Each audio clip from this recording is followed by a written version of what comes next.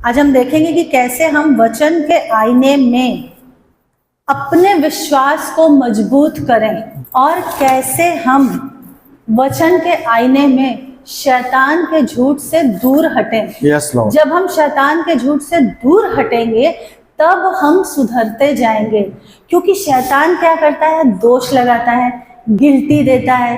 अरे तुमने ये नहीं किया, अरे तुमने ऐसे नहीं किया, अब तुम प्रार्थना नहीं कर सकते, तुमने तो ऐसे कर दिया ना। कौन है ये? शैतान है जो गिल्टी, तो हीन भावना दे रहा है। लेकिन वचन तो कहता है कि आओ हम अनुग्रह के सिंहासन के पास हौसले के साथ चलें, क्योंकि यीशु ने हमको ग्रेस दिया है ना कि हाँ पापा गलती हो गई, माफ कर दो, हम आपके बच्चे हैं, आपने हमको अपने लहू से खरीदा है, एक बार फिर से हम आपसे लिपट जाते हैं।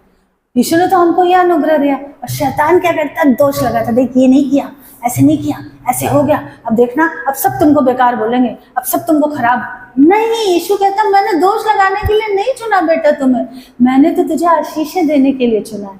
हाँ गलती हुई, तू अपनी गलती मान लेता है तो फिर से तू मेरे दिल में वही स्थान पाता है। तू वही मेरी बेटी है, तू वही मेरा बेटा है। मैंने तुझे प्यार करने के लिए चुना है, मैंने तुझे आशीष देने के लिए चुना है। और इसके लिए पवित्र आत्मा हमारी मदद करता है। कैसे? हम पौलुस के जीवन से बहुत कुछ सीख सकते हैं।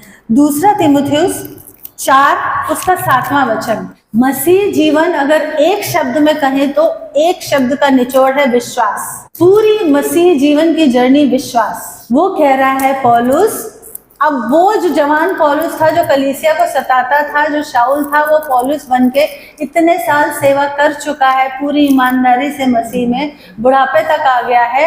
और अब वो कह रहा है कि मैं अच्छी कुश्ती लड़ चुका हूं। Yes. इसका मतलब हम निर्गमन में पढ़ते हैं, यहोवा मूसा से कहता है कि युद्ध यहोवा का है, यानी युद्ध जो कईयों के द्वारा लड़ा जाता है, स्वर्ग की सेना हमारे लिए रिलीज की जाती है, तो वो यहोवा लड़ता है। लेकिन जो कुश्ती है विश्वास की, कुश्ती कैसे लड़ते हैं? जब 2 पहलवान लड़ते हैं तो इंडिविजुअली लड़ते हैं ना। तो इसका मतलब जब तुम वचन पढ़ते हो, जब तुम उद्धार पाके चर्च में आते हो, जब चर्च में यहाँ पुलपिट से चंगाई बोली जाती है, तुमको चंगाई मिल भी जाती है, लेकिन घर जाके शैतान वो झूठे सिम्टम बॉडी में देता है। फिर तुम वो सिम्टम और अपना जो महसूस हो रहा है बॉडी में उसको सुनते हो कि नहीं नहीं प्रेयर तो हुई थी, ये मेरे लिए नहीं थी, मेरा तो दर्द वैसे ही है। हाँ, फिर तुम उससे एग्री हो जाते हो, और वो जो चंगाई बॉडी में यहाँ बोल के वचन से रिसीव की थी तुमने, उसको वो छीन लेता है। एग्री नहीं होना है। जब कभी वापस वैसा सिम्टम आए, एक सिस्टर ने बताया, अपने ही बीच की थी, पर वो कई बार हम क्या होता है, या तो आत्मिक चीजों में समझ नहीं पाते कि हमको मिल गई चंगाई या वो आशीष मिल गई, समझ उतनी डेवलप नहीं होती, या कई बार हम शर्म से गवाही नहीं देते हैं। तो उन्होंने बताया, पास्टर जी से प्रेयर कराई, कुछ ब्लीडिंग की थी ऐसी, तो फिर वो बोली कि घर गए तो और ज्यादा हुई, और मैं सो गई, सो के उठी मैं एकदम हील थी। तो बोली ये क्या है? मैंने कहा जिस वक्त चर्च में आपने प्रेयर रिसीव करी उसी वक्त चंगाई आ गई बॉडी में, मुंह से बोल के। यीशु ने, यहोवा ने सृष्टि की रचना कैसे की? मुंह से बोल के। वही अधिकार हमको दिया, हम उसके बच्चे, हमको अधिकार है, मुंह से बोल के हम चंगाई ग्रहण करते हैं। पर वो घर गई तो और बढ़ गई ब्लीडिंग, और सो गई, सो के उठी एकदम ठीक, पर वो शर्म से गवाही नहीं दे पाई। कभी भी शर्म से, झिझक से गवाही देना या गलती मानना, रुकना नहीं। गलत कुछ हो गया, खुलेआम कि हाँ प्रभु मुझसे ये गलती हुई, मुझे माफ कर दे। ये कलीसिया एक परिवार है। हम यहाँ पे एक दूसरे पे दोष लगाने के लिए नहीं बैठे, हम यहाँ पे एक दूसरे को उठाने के लिए बैठे। वचन में क्या लिखा है? जो विश्वास में कमजोर है, निर्बल है, उसको अपने साथ ले लो, दोष मत लगाओ, उसको उठाओ वचन से, उसको ऊंचा करो। तो ये चीजें शैतान डालता कि अरे तुम ये वाली गवाही दोगी, तुमको ये बीमारी थी, ठीक हो गई प्रेयर से। गवाही शर्म से नहीं दी, नहीं कभी भी। या कई बार गवाही देना जरूरी भी हम ये भूल जाते हैं। कई बार आप किस चीज की महिमा कर रहे हो? अगर आप अपनी गरीबी की महिमा कर रहे हो तो वो गरीबी ही रहेगी कि हम तो गरीब है, हमको तो प्रभु चलाता, हमको तो प्रभु चलाता। नहीं, अगर एक एग्जाम्पल, अगर आपके घर में किसी चीज की कमी है, मान लो पंखे की है, बिजली की है, परमेश्वर ने किसी न किसी के जरिए से वो चीज दे दी, अब आपने ये समझा ही नहीं कि मुझे इस चीज की गवाही देनी थी।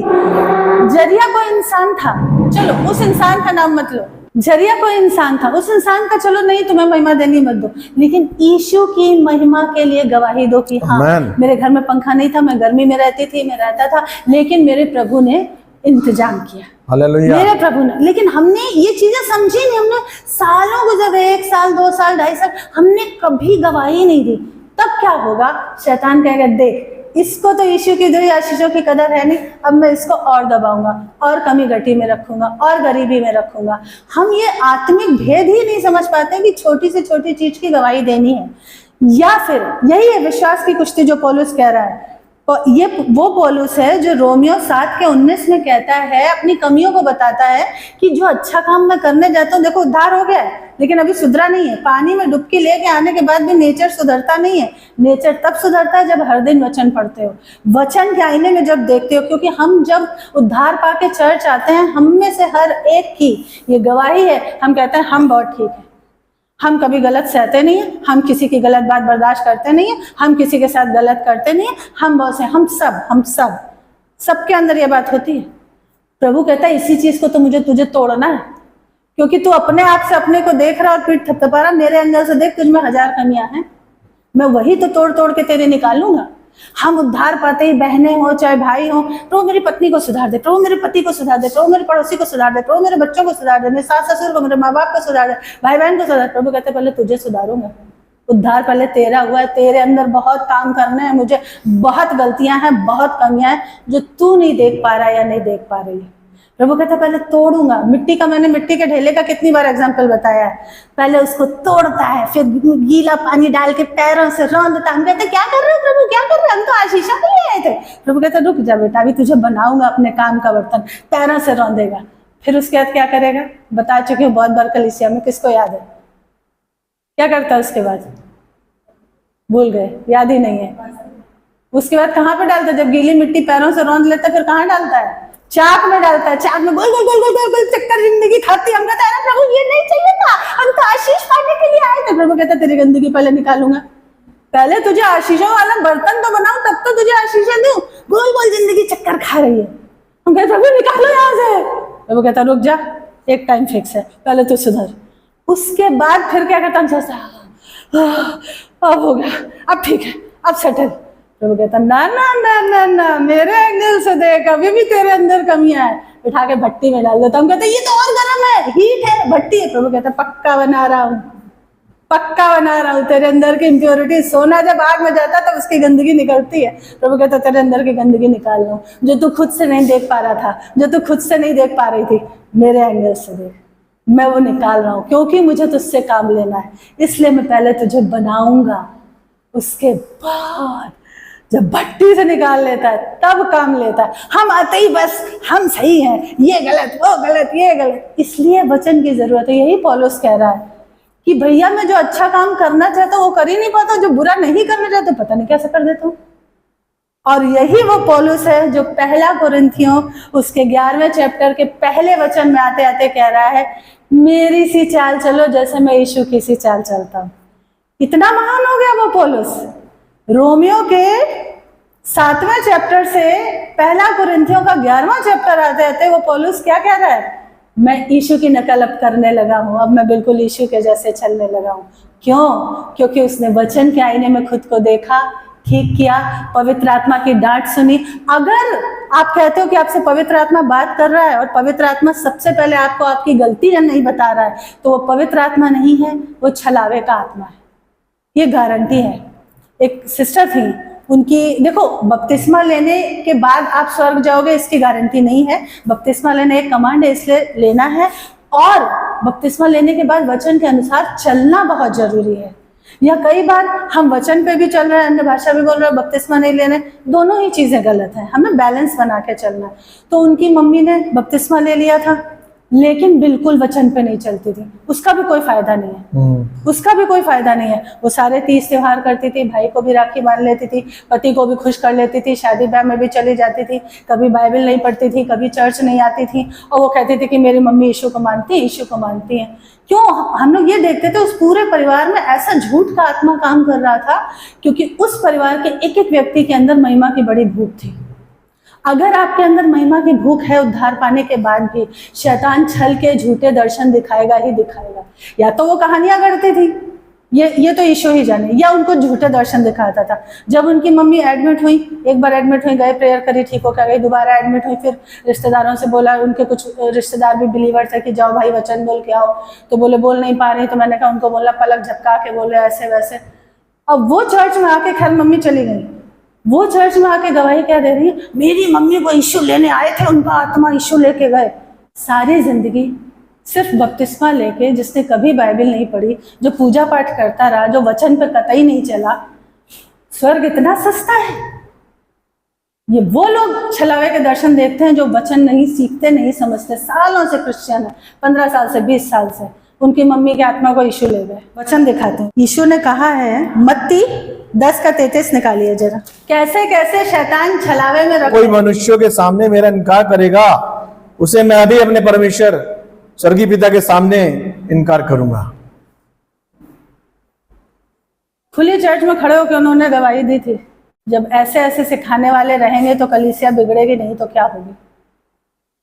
जो कोई मनुष्यों के सामने मेरा इनकार करेगा, उसे मैं भी पिता के सामने इनकार कर दूंगा। भाई को राखी बांधती रही, बेईमान भाई था उनका, उसको बुला बुला के राखी बांध देती थी, फिर माफी मांग लेती थी, फिर कभी बाइबल नहीं पढ़ी, फिर कभी चर्च नहीं आई, फिर कभी शादी ब्याह में पापा के खुश करने के लिए चली जाती थी। खाली क्या हुआ तो बपतिस्मा हो गया था, यीशु लेने आए। ये है कम समझ वचन की। परमेश्वर अपने वचन से बंधा हुआ है, वो वचन से बाहर जाके कुछ नहीं करेगा। उन्हीं के परिवार से एक गवाही निकल के आई थी कि बपतिस्मा पाए हुए बेटे ने अन्य जाति लड़की से शादी करी क्योंकि नानी ने फोटो दिखा दी थी। पूरी हिंदू रीति से एक बपतिस्मा पाया हुआ व्यक्ति अन्य जाति से हिंदू रीति से शादी कर रहा है। मैं तो जगदीश बदर को 1000 बार पेट थपथपाती हूँ। क्लियर बोला था कि शादी करनी है तो पूरी क्रिश्चियन रीति से होगी, नहीं तो जाओ। ऐसे ऐसे छलावे में शैतान लोगों को रखता है। वो नानी का ना उद्धार था, ना नानी दिखाई देता था, नानी ने वो फोटो निकाल दी। अच्छा चलो निकाल दी, ठीक है, जेंटाइल लड़की की निकाल दी, तो किसने कहा था पूरे पूजा पाठ फेरों वाले स्टाइल से शादी करो? किसने कहा था? ससुराल वालों का तो उद्धार था, उस पति का, सो कॉल्ड पति का तो उद्धार था। ऐसी झूठी शिक्षाएं फैली हैं आज मसीह जगत में, और फिर अपनी पेट थपथपाते हैं। ये वो पौलुस है जो बराबर पवित्र आत्मा की डांट को सुन के अपने को सुधार रहा है, अपनी गलतियां सुधार रहा है, और तब एक समय आया जो कहने पा रहा है मैंने विश्वास की अच्छी कुश्ती लड़ ली है, और कह रहा है अब मैं यीशु के जैसे करता हूं। क्यों? बच्चे क्या करते हैं? पिता की नकल करते हैं ना। तो हम भी तो उसके बच्चे हैं, तो हमें करना क्या है? हमें यीशु की नकल करनी है ना। जैसे यीशु किसी को तकलीफ में देखता था, तरस से भर जाता था और प्रार्थना करता था, वैसे ही हम भी किसी को तकलीफ में देखते हैं, उसको जाके वचन बताते हैं, प्रार्थना करते हैं। जैसे यीशु दूसरों को माफ करता था, हम भी माफ करते हैं। वचन कहता है मत्ती 7:7 में, दोष मत लगाओ ताकि तुम पर भी दोष ना लगाया जाए, क्योंकि जिस नाप से तुम नापते हो उस नाप से नापा जाएगा। ईडन गार्डन में क्या हो रहा था? अदन की वाटिका में यहोवा परमेश्वर पे दोष लगा रहे थे। खुद गलती करी, खुद कहना नहीं माना, और आदम क्या कह रहा, ये बीवी आपने दी थी ना, ये बीवी ने मुझे वो फल खिला दिया। वो कह रही वो सांप आता था ना, वो सांप ने मुझे बहका दिया फल खाने के लिए। परमेश्वर का कमांड तो था ना, वचन तो था ना तुम्हारे पास, तुमने वचन पर मन क्यों नहीं लगाया? तुमने वचन क्यों नहीं सुना? कभी भी किसी की गलत प्रार्थना आपके जीवन में उत्तर नहीं लाएगी। अगर आपको ऐसा डाउट लगता है कि उन्होंने ये प्रेयर की इसलिए मेरा ये काम रुक गया, नहीं, ये नहीं होता है। क्योंकि यीशु तो अपने बच्चों से भी कहता है कि जो तुम्हारे दुश्मन है उनके लिए भी अगर तुम कुछ गलत करोगे प्रार्थना, मैं सुनूंगा नहीं। वो तो कहता है माफ करो। तो तुम जब मसीह में आ गए हो तो कोई तुम्हारे लिए अगर ये प्रार्थना कर रहा है कि तुम्हारा बपतिस्मा ना हो, या तुम्हारा ये काम ना हो, या वो काम ना हो, वो प्रार्थना कभी उत्तर नहीं लाती है। ये शैतान है जो तुमको झूठ बता रहा है कि उन्होंने प्रार्थना की थी इसलिए तुम्हारा काम नहीं हुआ। नहीं, तुम मसीह में जयवंत से बढ़ के हो, तुम जय के उत्सव में चलने के लिए बुलाएगा। किसी की गलत प्रार्थना का तुम पे असर नहीं होगा। ये कब पता चलेगा? जब हमको वचन मालूम होगा। गरीबी, बीमारी, कंगाली ये हमारे लिए नहीं है। ये कब थी? जब हम यीशु को नहीं जानते थे। हार का जीवन कब था? जब हम यीशु को नहीं जानते थे। डिप्रेशन क्या है? एक दुष्टात्मा का काम है। कैंसर क्या है? दुष्टात्मा का काम है। बीमारी कौन लाता है? दुष्टात्मा के पास बीमारी है, शैतान के पास बीमारियां। यीशु के पास कोई डिप्रेशन, कोई बीमारी, कोई एंजाइटी नहीं है। यीशु के पास शिफा है, चंगाई है, खुशहाली है। ये चीजें कब पता चलेगी? जो मैंने बोला, वचन के आईने में। दूसरी चीज, जब यहाँ से पुलपिट से प्रेयर रिलीज हुई, आपने उस प्रार्थना को ग्रहण किया, फिर वो घर जाके अगर बॉडी में झूठे सिम्टम दे रहा है, हम अपनी इंद्रियों से, 5 इंद्रियों से चलते हैं ना, कि हाँ टेस्ट किया, देखा, छुआ, तो स्किन में भी महसूस होता है ना कि यहाँ दर्द वहाँ दर्द, उस चीज को शैतान का झूठ है, उसको एक्सेप्ट नहीं करना है। आपको घर जाके अगर यहाँ से हीलिंग की प्रेयर करवा के गए हो, तो उस वचन को क्लेम करना है, यीशु के कोड़े खाने से मैं चंगी और आजाद हूँ, यीशु के कोड़े खाने से मैं आजाद हूँ, मेरे लिए प्रार्थना हो गई। उसका एग्जाम्पल बताया था जिसको पैरालिसिस हुआ था, अभी 2-3 संडे पहले मैंने बताया था ना, पास्टर के मैसेज से पहले, याद है किसी को?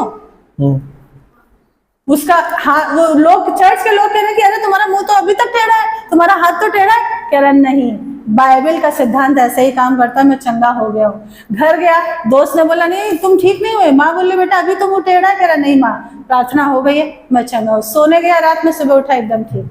वो है विश्वास। उस विश्वास की रखवाली, उस विश्वास की ये कुश्ती है जो हमें वचन के जरिए से करनी है। हर समय विश्वास में बढ़ते रहो। क्यों? याकूब ने क्या किया था? याकूब ने कुश्ती लड़ी थी। याकूब का मतलब था अड़ंगा मरने वाला। जब वो वापस लाबान अपने ससुर के घर से जा रहा था, उत्पत्ति के 32 चैप्टर में, एसाव उसका भाई दल बल लेके उससे लड़ने को आ रहा था, तब उसने सबको आगे भेज दिया और अकेले प्रार्थना में युद्ध कर रहा था। कहता प्रभु जब तक आशीष नहीं दोगे छोड़ूंगा नहीं। हमको भी ऐसे ही वचन को पकड़ के प्रार्थना में कुश्ती लड़नी है।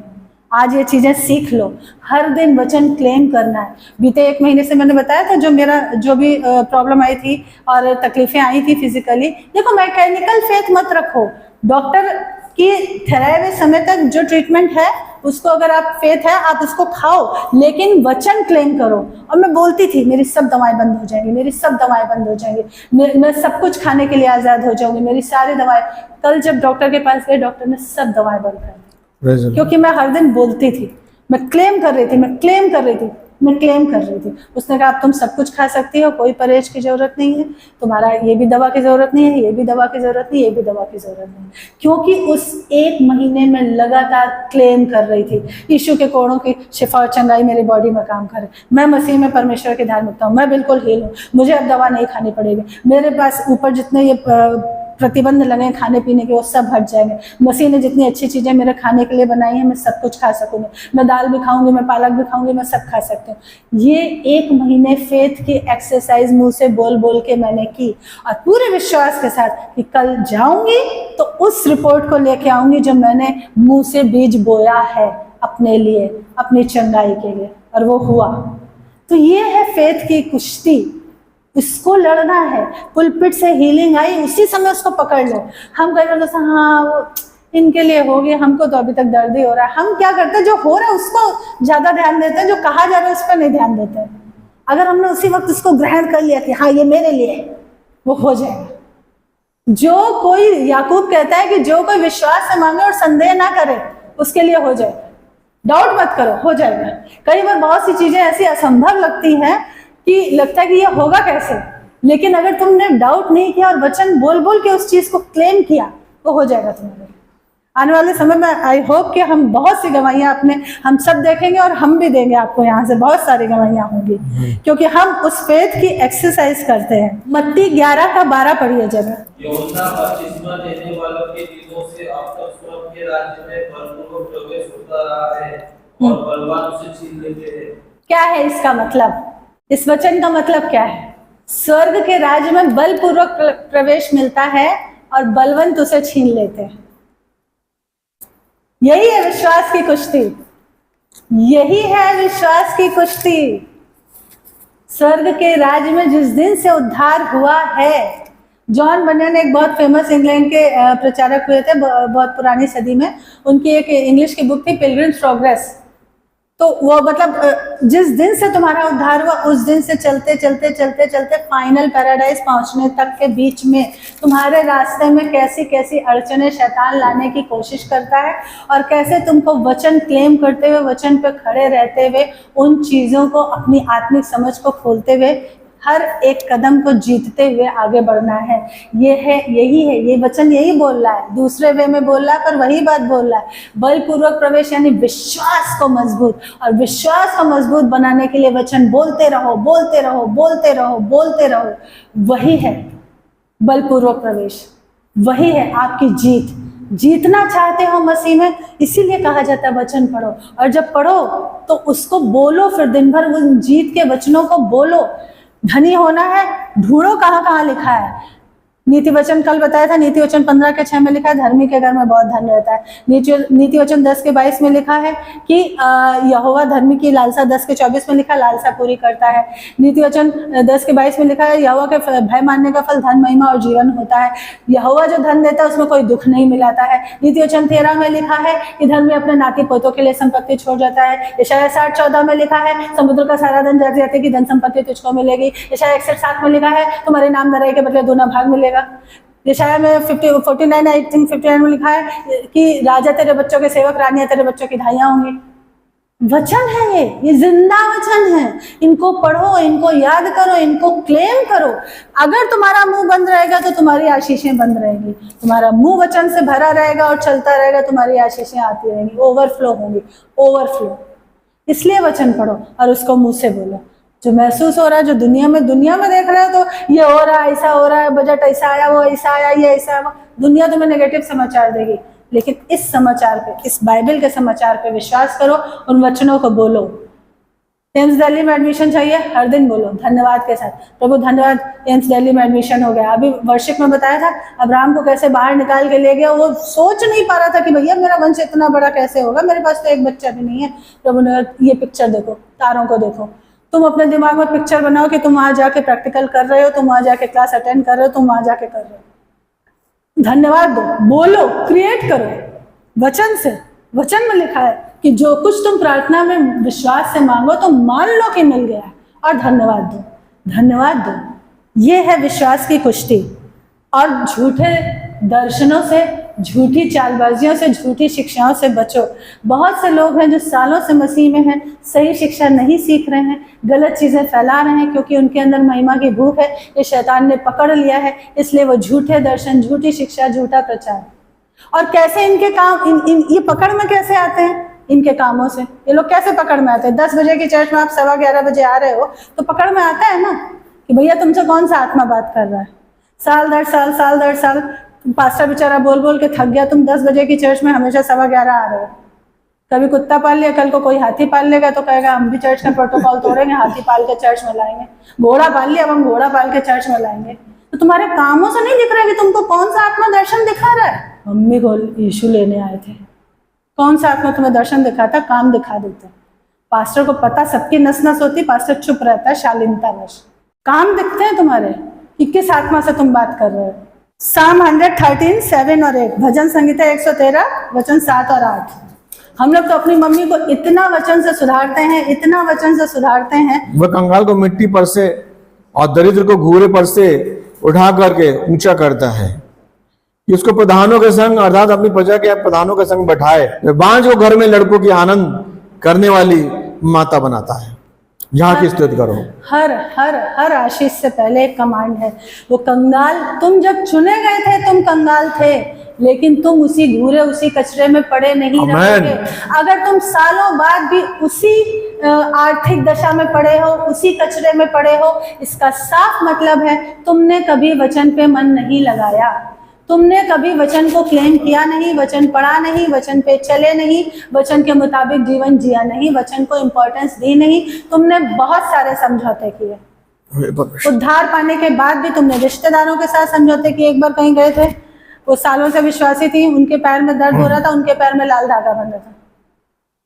सालों से विश्वासी थी, हमने टोका, क्योंकि हम दिल से उनकी भलाई चाहते हैं, इसलिए हमने टोका। मैंने कहा ये क्या किया आपने?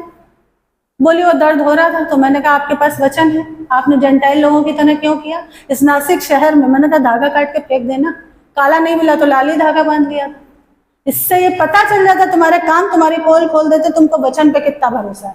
तुमने एक जेंटाइल पड़ोसी की या किसी रिश्तेदार की बात सुन ली और धागा बांध लिया। इस नासिक शहर में हर कोई अपने पैर में काला धागा, क्या जेंट्स क्या स्त्रियां, काला धागा बांधे फिर रहे हैं, अपने आप को खुद ही बंधनों में बांधे फिर रहे हैं। धागा बांधने से तुम्हारा दर्द चला जाएगा कि वचन क्लेम करने से? विश्वासियों से पूछ रहा हूँ, अन्य जाति की छोड़ दो, कैसे जाएगा?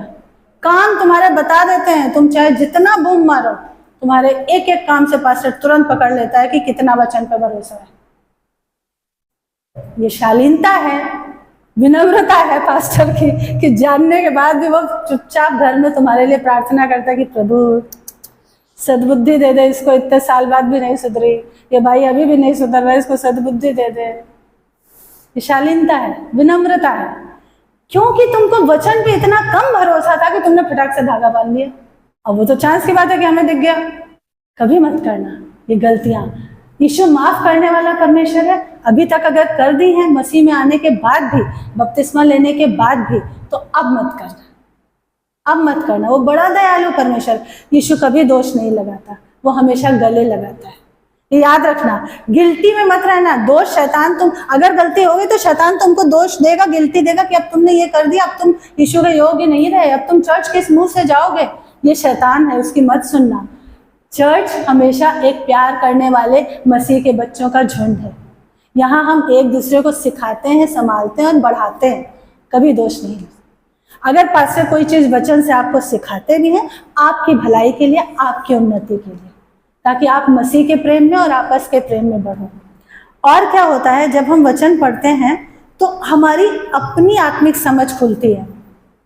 दूसरी चीज, ये जो अभी बताया, कंगाल को घूरे पर से उठाता है, तो कई बार ऐसा होता है कि जब हम मसीह में चलना शुरू करते हैं तो हम ये देखते हैं कि सालों साल हम चल रहे हैं, हमको तो कोई नोटिस कर नहीं रहा, कुछ हो तो रहा नहीं, हम तो वही जो कर रहे थे, वही बाथरूम धो दे रहे थे, साफ कर दे रहे थे। पास्टर जी बोलते जाओ रवि उससे बात करो, जाओ रवि वो भाई को ले आओ, रवि वो भाई को इनकरेज करो, हम तो यही कर रहे, कुछ हो तो रहा नहीं है। हम जो बोला जाता है वही चर्च का कमांड फॉलो करते रहते, कोई ध्यान नहीं देता मेरी ओर। दाऊद सालों साल जंगल में पिता की भेड़ बकरियां चराता था, चीता भालू शेर मारता था, उसका बाप भी वैल्यू नहीं देता था, उसके भाई भी वैल्यू नहीं देते थे। एक था जो देख रहा था सालों साल, यहोवा परमेश्वर। एक था जो देख रहा था सालों साल। अंकित सजवान कहता है कि मेरे पास्टर ने मुझसे कहा कि हमारे पास सुबह टॉयलेट और चर्च साफ करने के लिए कोई नहीं है, तो तुम साफ कर दिया करो। बोला सालों साल में करता रहा। मेरे पास्टर ने कभी, रवि का तो खैर हम लोग नाम भी लेते हैं सबके सामने और लेना भी चाहिए, बोला मेरे पास्टर ने कभी कलीसिया को बताया ही नहीं कि करता कौन है ये पीछे से आके सुबह सुबह। बोला लेकिन मेरा प्रभु देख रहा था। और हम्बलनेस का स्पिरिट, ऐसा नहीं कि हम एलिशा का एग्जाम्पल हमेशा याद रखो। एलिशा बड़ा हो गया पर एलिया से उसने कभी तकरार नहीं करी। अधीनता के नीचे रहना। दाऊद इसलिए क्योंकि वो हमेशा अधीनता के नीचे रहा। शाऊल ने बदमाशियां करी फिर भी उसने कभी शाऊल पे हाथ नहीं छुआ। अधीनता के नीचे परमेश्वर उठाता है। दूसरी चीज, जब हम वचन पढ़ते हैं, वचन हमारी समझ खोलता है। अभी देखो चर्च में सब आए हैं, नए हैं, सीख रहे हैं, कोई 2 साल, कोई 4 साल, किसी को कुछ ज्यादा साल, सब एक दूसरे के एक्सपीरियंसेस सुनते हैं। किसी का भी एक्सपीरियंस लाइफ का वचन नहीं होता है। किसी का भी एक्सपीरियंस वचन को सुपरसीड ना करे। मान लीजिए 2 बहनें हैं, एक ने कहा कि मेरा पति घोर विरोधी था यीशु का, इसलिए मैंने चुप के बपतिस्मा लिया, मैंने किसी को नहीं बताया और आज तक नहीं बताया। वो उसकी सिचुएशन थी, वो उसकी प्रॉब्लम थी। एक ने कहा कि भाई मेरा पति चर्च तो आता था लेकिन विरोधी नहीं था, लेकिन वो बपतिस्मा लेने से कतरा रहा था, तो मैंने मेरे पति को बोल दिया भाई मैं तो बपतिस्मा लेने जा रही हूँ, तुम तुम्हारा देख लो। अब तीसरी बहन है, उसको लेना है। अब वो इन दोनों में से किसकी सुनेगी? वो अपना तजुर्बा बता रही, वो अपना तजुर्बा बता रही। किसी का तजुर्बा बाइबल नहीं है बहन, बाइबल बाइबल है। किसी का भी तजुर्बा बाइबल नहीं है। वो उसकी सिचुएशन थी, उसने उसके हिसाब से परमेश्वर से बुद्धि मांगी। ये इसकी सिचुएशन थी, इसका पति विरोधी नहीं था, चर्च आता था, लेकिन सोचा तो भाई ब्राह्मण काय को बपतिस्मा लूं, तो उसने खुलेआम बोल दिया भाई तुम तुम्हारा देख लो, हम तो जा रहे लेने। वो उसका किसी का भी तजुर्बा बाइबल नहीं है। फॉलो बाइबल करना है। एक थी वो बड़ा पीछे पड़ गई कि उनकी मामी जी को समझ नहीं थी, कहे कि बपतिस्मा दे देंगे तो ये चंगाई पा जाएंगी। चंगाई बपतिस्मा बुद्धि से सोच समझ के लिया जाता है। लड़ गई चर्च में, लिटरली पास्टर को क्लास लेनी पड़ी पूरी फैमिली की कि बपतिस्मा दे देंगे तो हीलिंग आ जाएगी। बड़े बिशप जेरी से पूछा, सचिन क्लाइव से पूछा, बड़े बड़े पास्टरों ने मना कर दिया कि जिसको बुद्धि ही नहीं है कि मैं बपतिस्मा ले क्यों रहा हूं, वो तो कैथलिक लोगों की तरह स्प्रिंकल बैप्टिज्म जैसा हो गया ना, उसको क्यों दोगे बपतिस्मा? उस बपतिस्मे का क्या फायदा होगा? नहीं, चंगाई आई थी बपतिस्मा लेने से, उसके शरीर में कहीं और बीमारी रही होगी, बुद्धि तो ठिकाने पे थी ना जिसने बपतिस्मा लिया, जिसकी तुमने गवाही देखी।